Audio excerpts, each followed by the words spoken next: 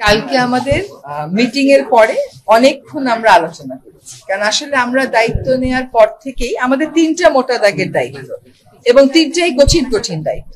একটা দায়িত্ব হচ্ছে সংস্কার, একটা দায়িত্ব হচ্ছে বিচার, একটা দায়িত্ব হচ্ছে ইলেকশন। শুধুমাত্র ইলেকশন করবার জন্য তো আমরা দায়িত্বটা নিইনি, যেহেতু আরো দুটো দায়িত্ব আছে, আমরা সেগুলো আসলে পালন করতে পারছি কিনা।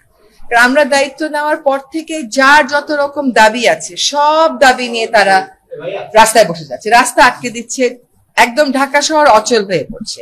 সেই অচল অবস্থা নিরসনে আমরা কিছু করতে পারছি কিনা, এগুলো আলোচনা করে যেটা আমরা চিন্তা করলাম যে আমাদের এই দায়িত্বটা কিন্তু জাতীয় দায়িত্ব, এবং আমরা তো আগে থেকেই বলছি যে আমরা ক্ষমতা নেইনি, দায়িত্বে আছি।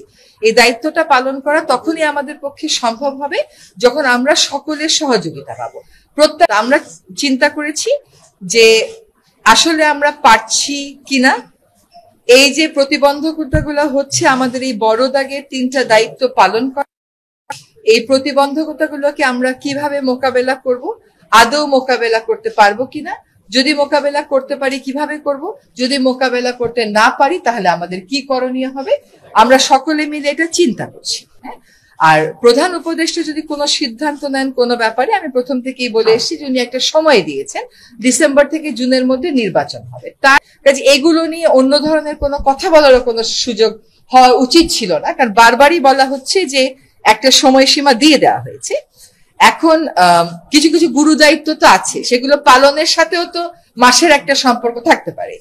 তো উনার যদি কোনো কিছু বলার থাকে, আমি নির্বাচনের প্রশ্নেও বলেছি, দায়িত্ব পালনের প্রশ্নে বলছি, ওটা আপনারা ওনার থেকেই শুনবেন। তো চাপ হচ্ছে আমাদের নিজেদের পারফরমেন্সের চাপ, যে আমরা পারফর্ম করতে পারছি কি পারছি।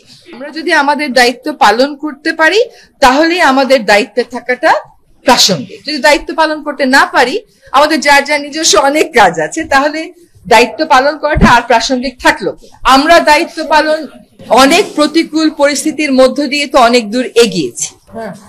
আমরা রিফর্ম কমিশন গুলো তাদের রিপোর্ট দিয়েছে, সেই রিপোর্টের উপরে রাজনৈতিক ঐক্য গড়ার প্রক্রিয়াটা শুরু হয়েছে, সকল রাজনৈতিক দল সেখানে পার্টিসিপেট করছে।